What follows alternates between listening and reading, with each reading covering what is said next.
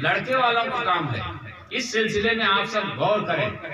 ये मुंह दिखाई वगैरह की जो बात आती है, जब ये सारी चीजें खत्म हो जाएंगी वो आपसे आप मिट जाएगी। और इसके बाद ट्यूशन के इंतजाम का काम हो गया। जिस गांव से लोग इससे मुतमईन नहीं हैं, उस गांव के लोगों को मुतमईन करना भी निहायत जरूरी है। उनसे बगावत नहीं करनी है, उनको मुतमईन करिए। मुतमईन करने के लिए हमारी कमेटी के लोग अपना एक टाइम फिक्स करें, वहां जाएं।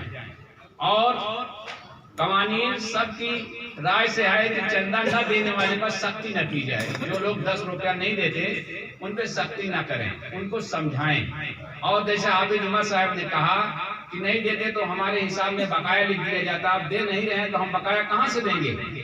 बात सही कहा उन्होंने। जो रकम हमको मिली है मैं लाके जमा कर रहा हूँ, सीधा सीधा हिसाब। जो नहीं देते हैं वो नहीं जमा कर रहा हूँ। अब आप उसको फिक्र करिए कि 40 में से 20 आदमी दिए, 20 नहीं दिए, ये आपका काम है। आप उनसे मिलिए कि भाई क्यों आप जो है इससे ताउन नहीं करते। सही है, समझ आई बात नहीं। और इसी तरह से जो और तमाम काम हैं, सच पूछिए तो काम उस वक्त होता है जब उसका दिल से लगाव हो। दिल से लगाव हो, दिल से हम ठान लेंगे कि हमारी शरीयत में ये बात नहीं है कि बारात ले जाना, दहेज का लेना, ये नहीं है। तो हम उसको उस दिन करेंगे चाहे दुनिया के सारे लोग नाराज हो जाएं। परवाह उसकी कतई नहीं करनी चाहिए। परवाह इसकी होनी चाहिए कि जिस चीज से हमारा अल्लाह राजी हो और हमारे नबी सल्लल्लाहु अलैहि वसल्लम राजी हो, हम उस काम को करेंगे। बोलिए आप सब इंशाअल्लाह इस काम को करेंगे। ये दहेज एक बहुत बड़ी लानत है। इस लानत की बुनियाद पर बहुत से हमारी लड़कियों का, हमारी बेटियों की शादी ब्याह में बड़ी रुकावटें पड़ रही हैं। उनकी उम्रें हो गई हैं, लेकिन इस दहेज ने उनकी उम्रों को क्रॉस करती चली जा रही हैं। इसका कौन जिम्मेदार है? इसका जिम्मेदार मैं हूं और आप सब हजरात हैं। इससे हमें यही फिक्र करें कि हम लड़के वाले अपने लड़के की शादी इंशाअल्लाह इस बुनियाद पर करेंगे कि जहां भी उसकी शादी तय करेंगे, पहला मेरा उससे यही सलाह रहेगी कि भाई न दहेज लेंगे, न बारात लेकर आएंगे, न आपको भात खाने के लिए बुलाएंगे। ये हर आदमी तय कर ले। कोई कानून अगर 18 से बना दिया जाए, फाउंडेशन से बना दिया जाए, वो नहीं चल सकता।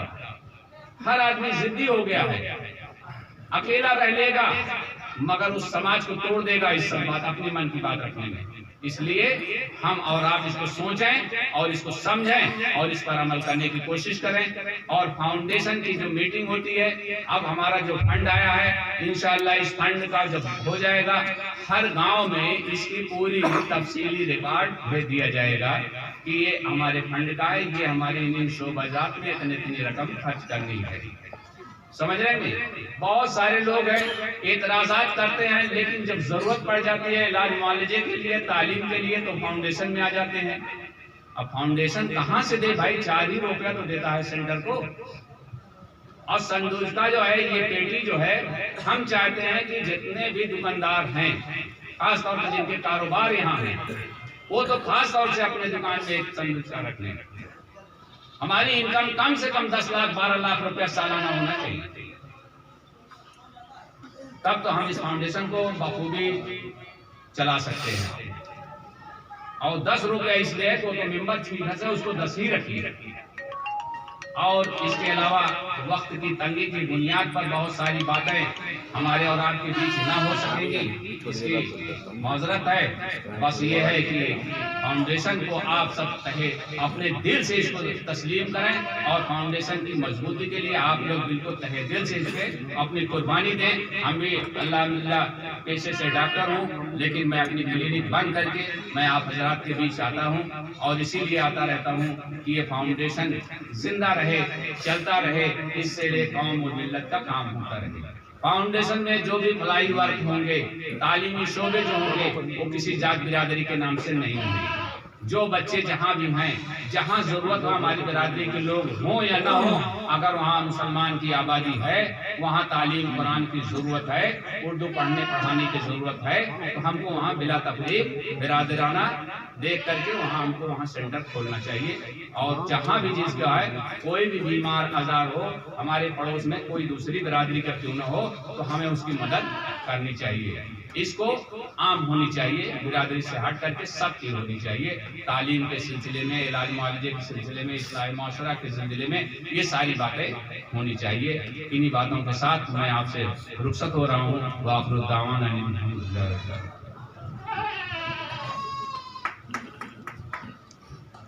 तो हजरात, अब ये काफिला धीरे धीरे मंजिल की तरफ पहुंच चुका है और बस 2 लोगों का और है।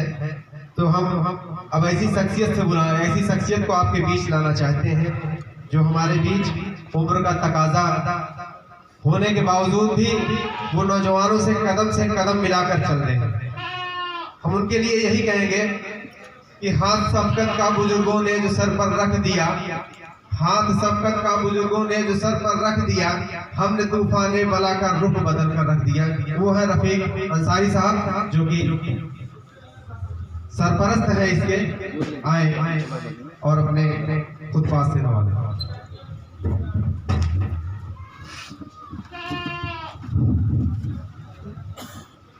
अस्सलाम वालेकुम। हज़रात,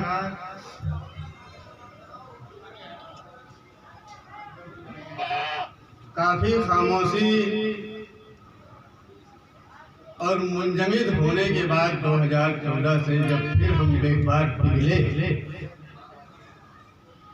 और उस तंजीम को जो 1938 से हमारे बुजुर्ग बिरादरी के नाम से चला रहे थे और ठंडी हो गई थी, उसको उठाने के लिए मेढ़ोली के एक जवान उम्र हाफिज उमर साहब ने तहरीक चलाई, हमसे मुलाकात की और हमने फरहान साहब और साथियों की मदद से सारे 18 वालों को फिर एकजा होने का दावतनामा भेजा और सबने हमारी आवाज़ पर लब्बैक कहा।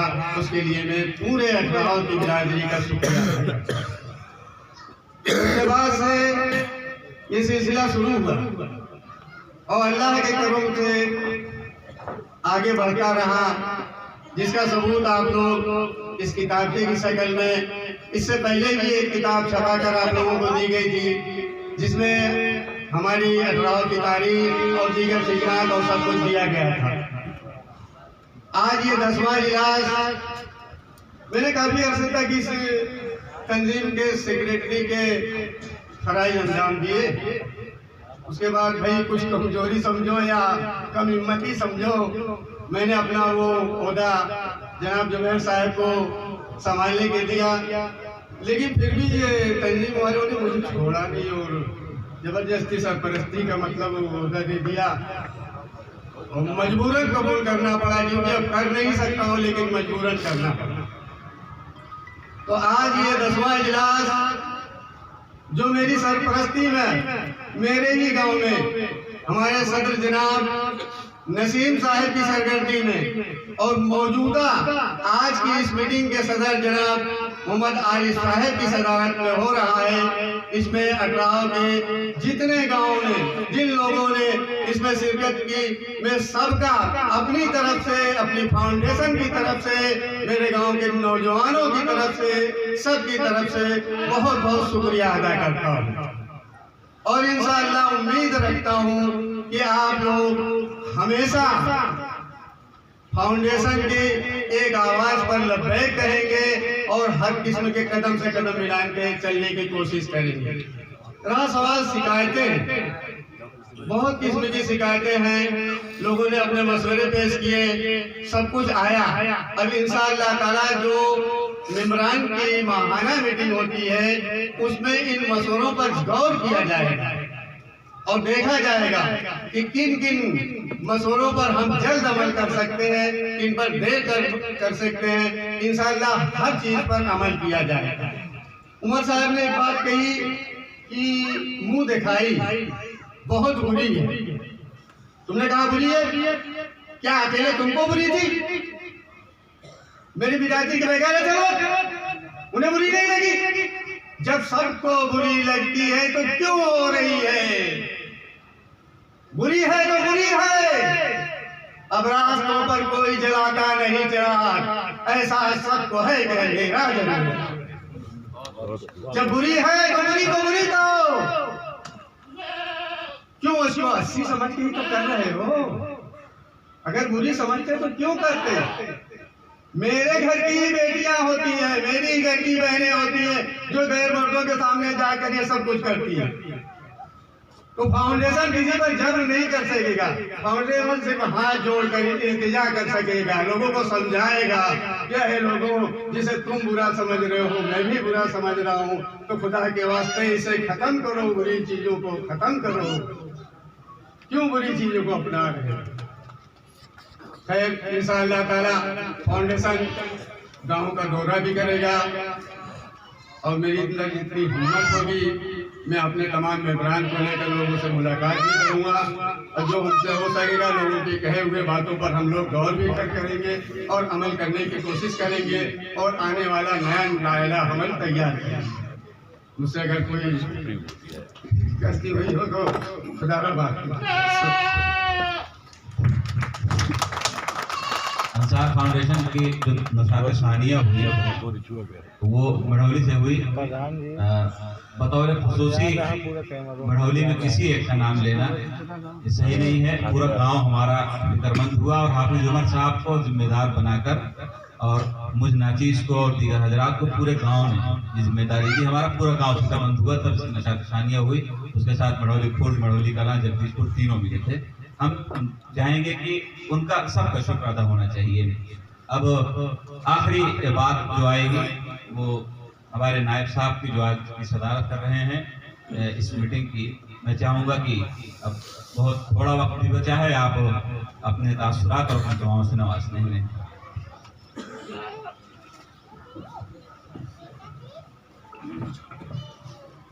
अस्सलामु अलैकुम रहमतुल्लाहि व बरकातुहू।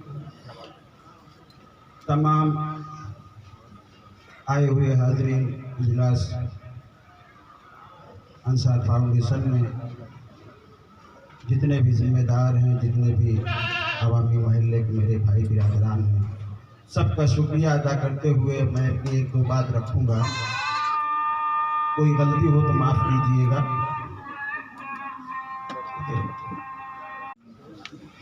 सबसे पहले हमें खुद जागना होगा। जागते हुए को कोई जगा नहीं सकता, जो सो रहा है उसको जगाना आसान है। हम सब जानते हैं कि जो उमूर हमें मना किए गए हैं उससे हम बखूबी वाकिफ हैं। जान जान कर हठ धर्मी करते हैं। सब जानते हैं कि नमाज फर्ज है, नमाज नहीं पढ़ते। कोई कहते कि हमको नहीं पता कि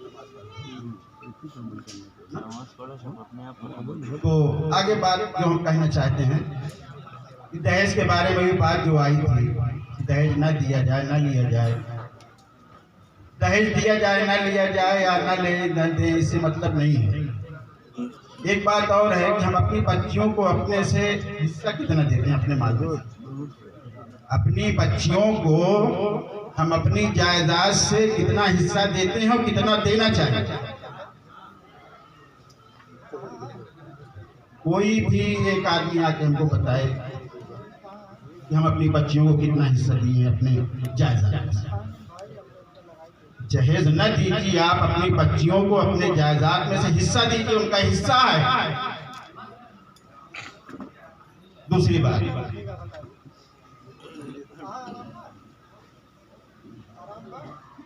शादी एक साथ होने के लिए बहुत पहले मैं कह चुका था, कोई भी सिस्टम इसका नहीं बना पाए हम लोग कि जो इतनी शादियां हमारे कम से कम हमारी बिरादरी को होती हैं, साल में 2 तारीख ऐसी रखी जाए कि जिसमें हम सब लोग एक साथ मिलकर शिरकत करके शादी का प्रोग्राम करें।